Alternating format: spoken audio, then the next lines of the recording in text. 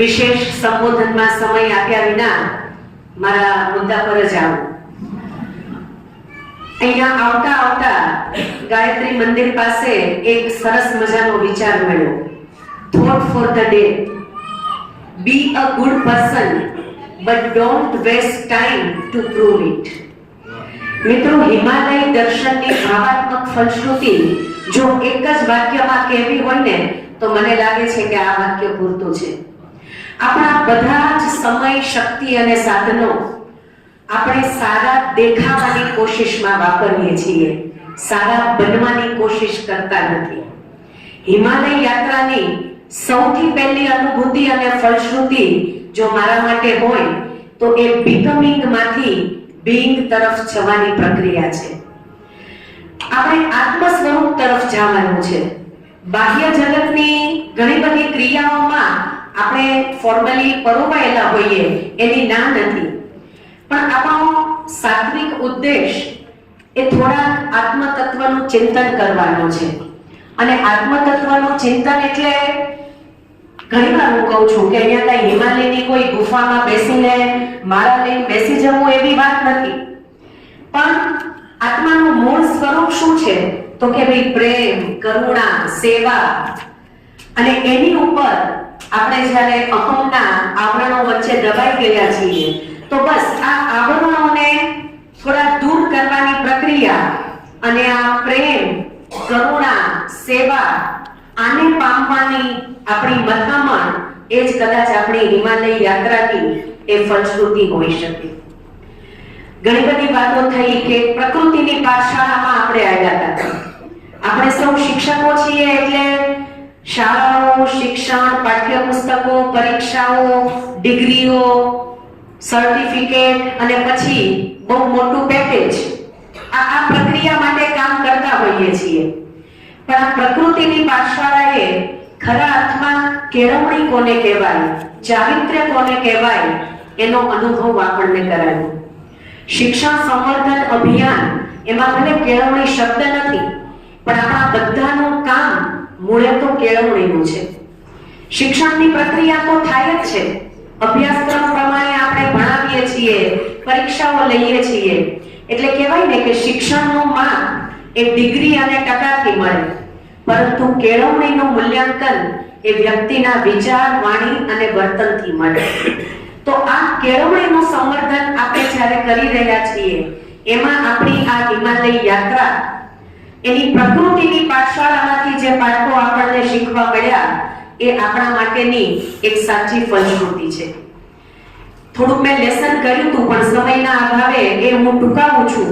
શિક્ષણ નીતિની વાત મેં નથી કરતી, પણ પ્રતાપભાઈ સાથે જ્યારે ચર્ચા કરતા હતા કે આપણી આ આધ્યાત્મિક યાત્રા આપણાની શરૂઆત ક્યાંથી, તો મોરબી પાસે માંડેવજીના સાનિધ્યમાં આપણે નરસિંહ, મીરા, કૃષ્ણ, કબીર આ બધાના જીવન દર્શન અને અધ્યાત્મ દર્શનની વાતો સાંભળી.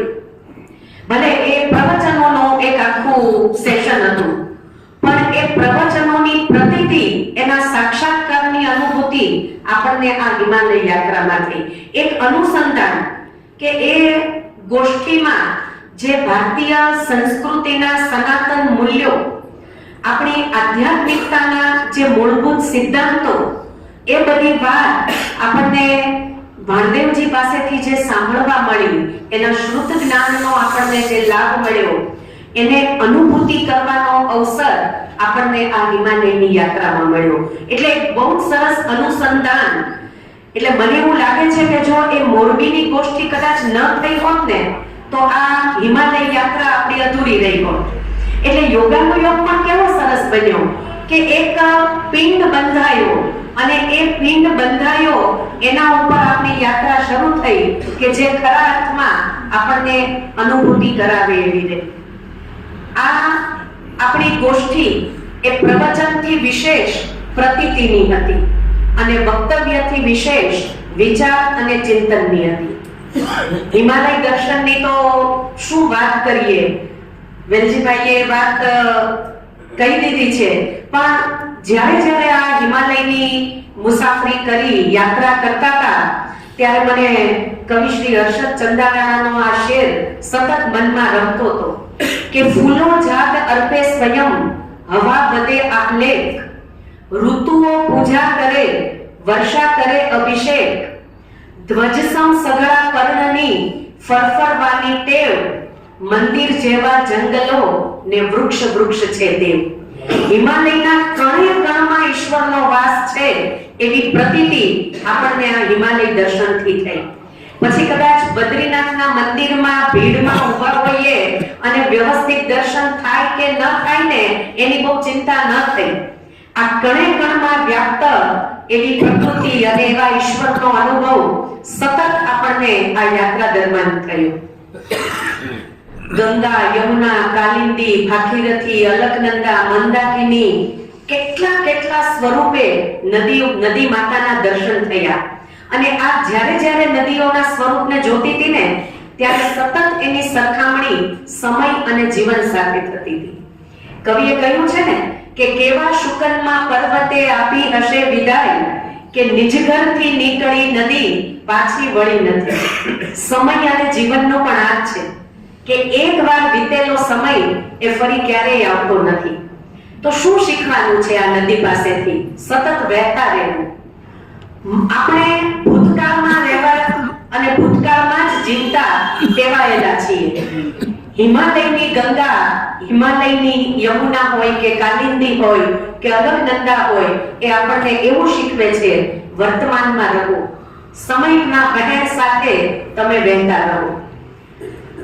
નદીના સંગમો આપણે જોયા, વિષ્ણુ પ્રયાગ, દેવ પ્રયાગ, રુદ્ર પ્રયાગ, અસ્સી ગંગા અને ભાગીરથીનો સંગમ, આ બધાના દર્શન કર્યા. પણ સતત મને થતું હતું નદીના સંગમ થાય કે ન થાય, નદી પોતે જ એક સંગમ છે. શેનો સંગમ છે? પવિત્રતા, નિર્મળતા અને શીતળતાનો.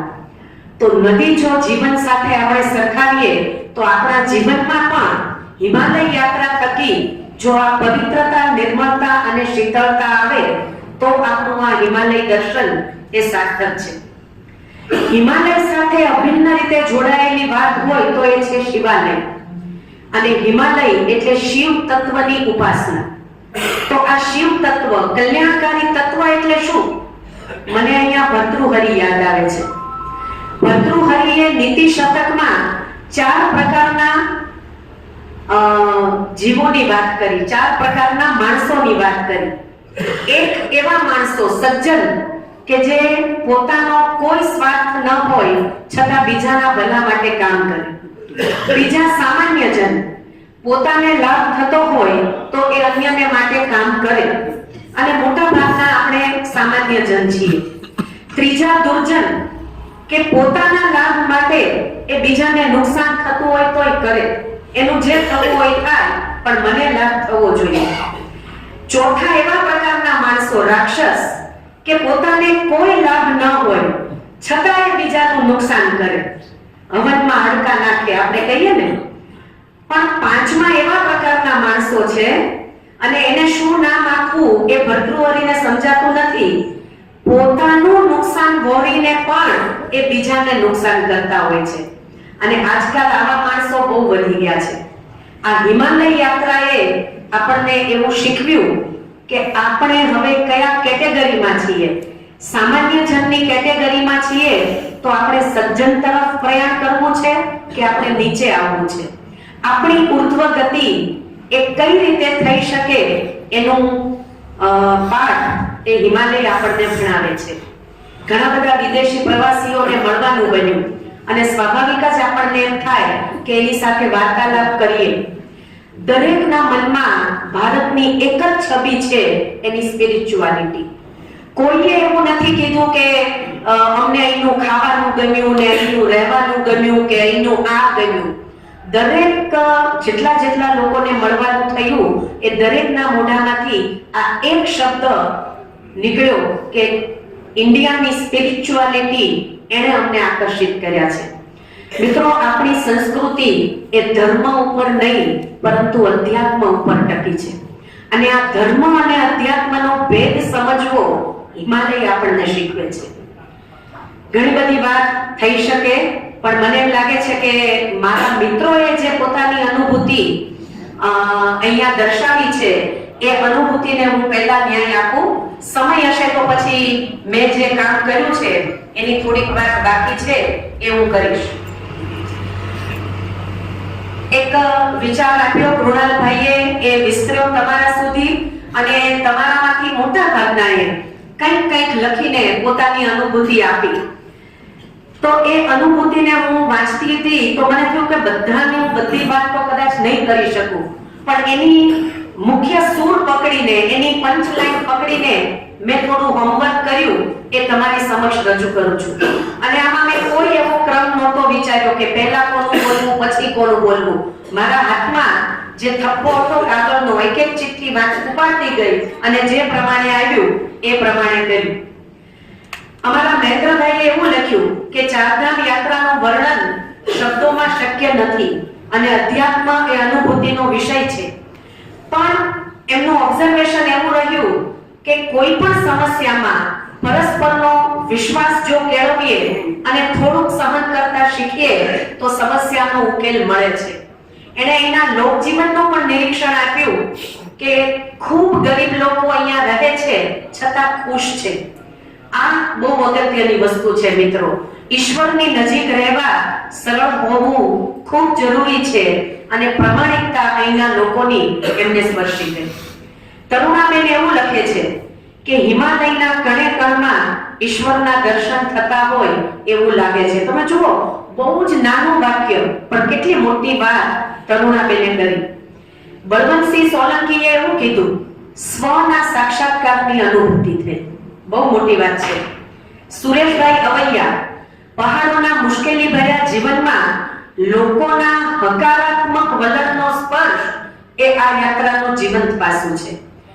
હિમાલય પાસેથી શીખવાનું આ છે, બસ પોઝિટિવિટી. ગમે તેટલી મુશ્કેલીમાં પોઝિટિવિટીને જો જાળવી રાખીએ તો આપણી યાત્રા સાર્થક છે.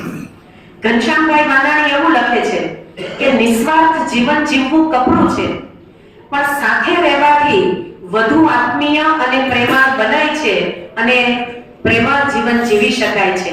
આ સમન્વય પરિવારે આ પ્રેમની પ્રતીતિ આપણને કરાવી છે. રાજેશભાઈ ભંડેરીએ અદ્ભુત લખ્યું છે કે ઉર્મિઓ આંસુ બનીને વહેવા લાગે તેવી પાવક અનુભૂતિ થઈ. મીરાબેન જોશી બહુ નાની પણ માર્મિક વાત કરી કે ચાર ધામ યાત્રાએ મારી જીવન પ્રત્યેની શ્રદ્ધા વધારી. મિત્રો, શ્રદ્ધાથી જ બધું થાય છે અને શ્રદ્ધા એ આપણા જીવનનો આધાર છે. અજયભાઈ જોશી એવું લખે કે કેદારનાથની યાત્રા માટે ભાવનાબેનને આપેલી હિંમત અને કેદારનાથ પહોંચ્યા પછી એમના ચહેરા પર થયેલું આનંદનું દર્શન અને કૃતજ્ઞતાની લાગણી મને ભાવ વિભોર કરી ગઈ. મંજુલાબેન લાઠિયાએ એવું લખ્યું, બહુ સરસ, કે જીવનમાં વગર જોઈતી દોડધામ ઓછી કરવી એવી સમજ મને ચારધામ યાત્રાથી પ્રાપ્ત થઈ. રાજેશભાઈ પીપળિયા, એમના શબ્દો છે કે બદ્રીનાથ ધામમાં લાઈનમાં એક નાના બાળકને એના પિતાએ ઘંટ વગાડાયો, ત્યારે એ બાળકના ચહેરાના સ્મિતમાં મને બાળ બદ્રીનારાયણના દર્શન થયા. રાજેશ ગામેલિયા લખે છે કે ચાર ધામના દર્શનથી કુદરતની અપાર, અલૌકિક અને અવર્ણનીય શક્તિનો અનુભવ થયો. હેતલબેન ત્રિવેદી, પૌરાણિક કથાઓ અને ઇતિહાસ જાણે દરેક સ્થળે તાદ્રશ્ય થયા અને સૌથી મોટો અનુભવ કે આધ્યાત્મિકતાની સિદ્ધિ એ કે આ દિવસો દરમિયાન એક પણ વાર નકારાત્મક વિચાર આવ્યો નથી. બહુ સરસ હેતલબેન. રક્ષાબેન દવે, પ્રકૃતિને મન ભરીને માણવાનો અવસર અને ચારે ધામના દર્શનથી ધન્યતાનો અનુભવ થયો. યાજ્ઞવલ્ક્ય જોશી, બહુ મોટો પ્રસંગ હતો, એને મેં ટૂંકમાં એવી રીતે મૂક્યો છે કે કેદારનાથની કડકડતી ઠંડીમાં વહેલી સવારે સફાઈ કામદારને ચા પીવડાવી અને ત્યારે એની આંખમાં આંસુ આવી ગયા. એમાં મને જાણે ઈશ્વરના દર્શન થયા. અંબિકાબેન સુથાર અને પારુલબેન પટેલ બહુ જ બે જ શબ્દોમાં એમણે પોતાની વાત મૂકી, અનહદ આનંદ અને પરમ શાંતિ. માલાબેન દેસાઈ, ચારધામ યાત્રા એટલે પરમ સમીપે જવાનો માર્ગ. મોહનભાઈ મોર, ગંગા તીર્થે મલિન મનસો પાતકમ ક્ષાલયંતી. આ સુક્તિ અત્યાર સુધી સાંભળેલી, પણ આ યાત્રામાં તે સાર્થક થતી જણાય. સમૂહમાં યજ્ઞ ભાવથી રહેવું, વિઘ્નને વરદાન સમજવું અને આંતરિક વિકાસ વૃત્તિ કેવી છે એનું ભાન થયું.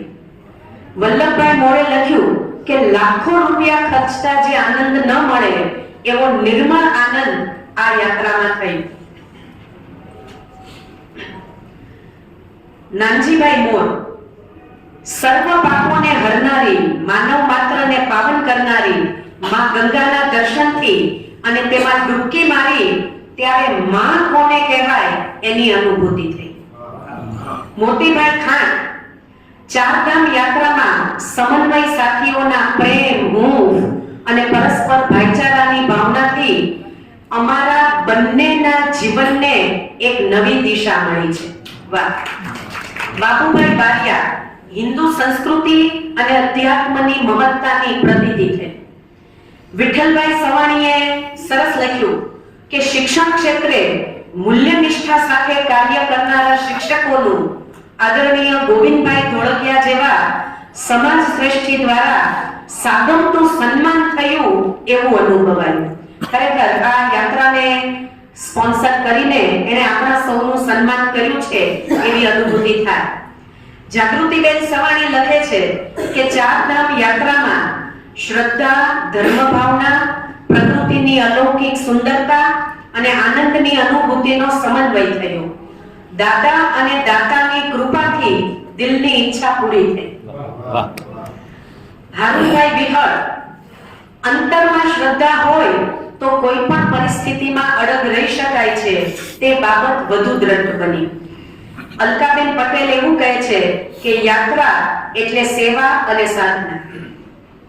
ગોપાલભાઈ જોશીની અનુભૂતિ, એમણે કવિતા મોટી લખી છે જેમાંથી મેં 4 પંક્તિ પસંદ કરી. યમનોત્રી, ગંગોત્રી, કેદાર ને બદ્રીનાથ જાણે જીવનની 4 અવસ્થાઓ સાથે ભીડી બાત.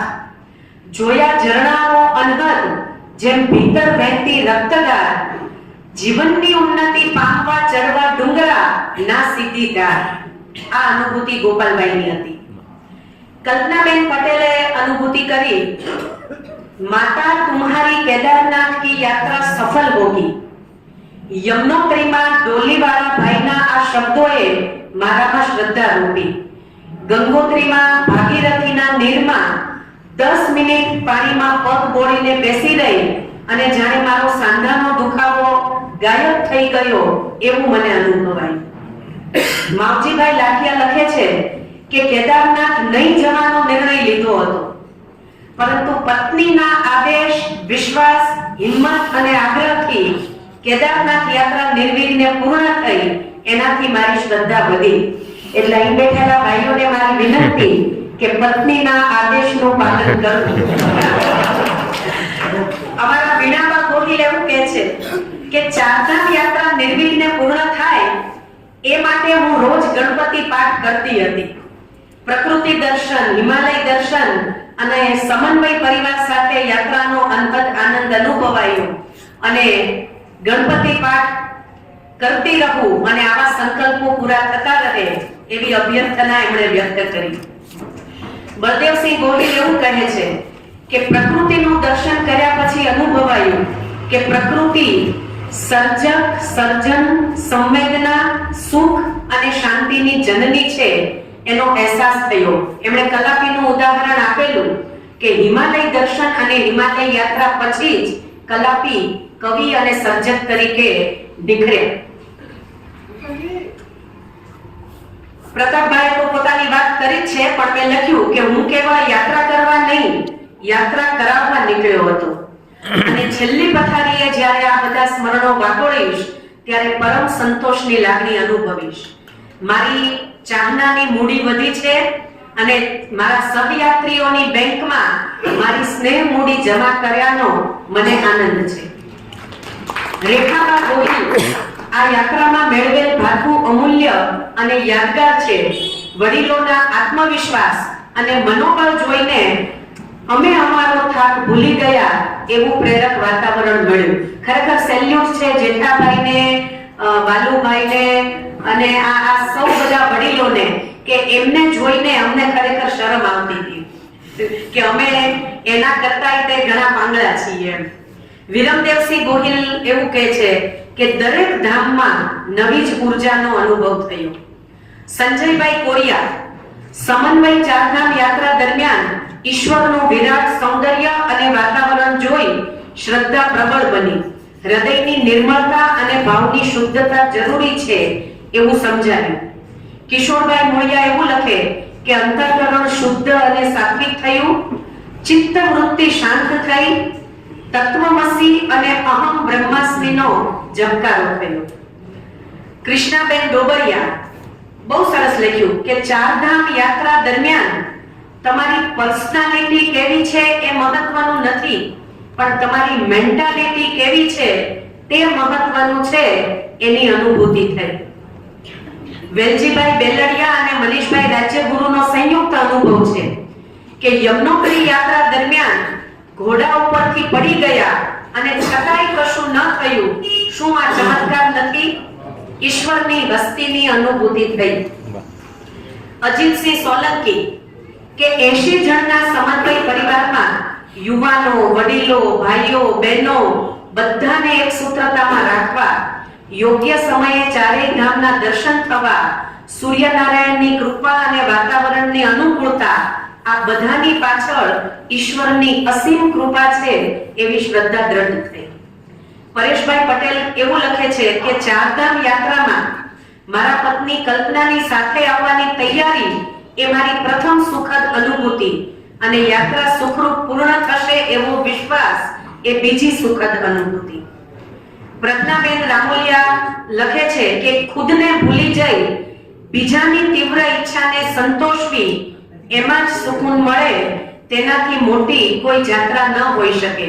પ્રજ્ઞાબેને પોતાના બદલે જેઠાભાઈને દર્શન કરવા મળે એના માટે વોચમેનને વિનંતી કરેલી અને એના અનુસંધાનમાં એમની આ અનુભૂતિ છે.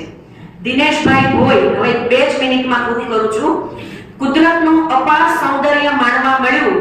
ઉત્તરકાશીમાં આશ્રમમાં એક સંતના મુખેથી મૂલ્ય શિક્ષણની વાત સ્પર્શી ગઈ. શિલ્પાબેન પટેલ યમુનોત્રીની પગપાળા યાત્રાથી આત્મવિશ્વાસ વધ્યો. ગંગોત્રીમાં ગંગા મૈયાની ગોદમાં શાંતિ અનુભવી. કેદારનાથમાં તો શિવના ખોળે બેઠી હો એવી અનુભૂતિ થઈ અને બદ્રીનાથમાં તો સાક્ષાત વૈકુંઠમાં હોવાનો આનંદ અનુભવાયો. સરસ શિલ્પાબેન. રમાબેન અને બાલુભાઈ કાછડિયાની અનુભૂતિ છે કે આ સ્વર્ગ સમાન ભૂમિમાં સંતો અને ઋષિ મુનિઓની સાધનાનું તપ છે એ અનુભવાયું. ઈશ્વર આપણી સાથે છે તે શ્રદ્ધા પાકી થઈ. તપ, ધ્યાન અને આધ્યાત્મિક વાંચન માટે વધુ સમય આપવાની પ્રેરણા સંકલ્પબદ્ધ બની. શક્તિદાનભાઈ ગઢવીનો અનુભવ અનેરો છે કે 32 વર્ષના લગ્ન જીવનમાં પ્રથમવાર અમે બંને સાથે બહાર નીકળ્યા. યાત્રા દ્વારા મારા પત્નીમાં રહેલ હિંમત, સમૂહ ભાવના, સુષુપ્ત શક્તિઓ અને સાહસિકતાના દર્શન થયા અને અમને એકમેકની સાચી ઓળખ થઈ. મિત્રો, આ બહુ ગજબનો અનુભવ છે. બાલુભાઈ શેલડિયા કહે છે કે આ યાત્રા થકી વસુધૈવ કુટુંબકમની ભાવના તરફ એક ડગલું આગળ વધી શકાયું. પ્રકૃતિ, પુરુષ, પદાર્થ અને પરમાત્માની મહાનતા અને શાશ્વતતાના દર્શન થયા. છેલ્લે શિલ્પાબેન ભંડેરી, અસ્મિતાબેન અવૈયા, ઉષાબેન અને ભરતભાઈ વરસોરા, ઠાકોરસિંહ બારસડિયા અને દીપકભાઈ પટેલ, આ બધાની અનુભૂતિનો સાર એવો છે કે પ્રતાપ દાદાનું સ્વપ્ન અને ગોવિંદ કાકાની દિલેરી માટે હૃદય કૃતજ્ઞતા અને ધન્યતા અનુભવે છે. કુદરતના અપાર સૌંદર્યનો અનુભવ, ચારધામની યાત્રાનો આનંદ, સમન્વયની પારિવારિક ભાવના, આયોજન અને સંકલનથી જળવાયેલી વ્યવસ્થા, અહીંના લોકોનો પ્રેમ, આ બધું જ પામવું એ જિંદગીનો અનેરો લાભો અને અમૂલ્ય અવસર બની રહ્યો છે. ખૂબ ખૂબ આભાર બધાના મિત્રોનો. ખરેખર આ અનુભૂતિ અને સંવેદના આપણા સૌના હૃદયમાં કાયમ રહેવાની છે, વિસ્તરવાની છે અને એ થકી આપણે સૌ પણ વધુને વધુ સંવેદનશીલ બનીએ અને વિસ્તરીએ એવી પ્રાર્થના સાથે અસ્તુ.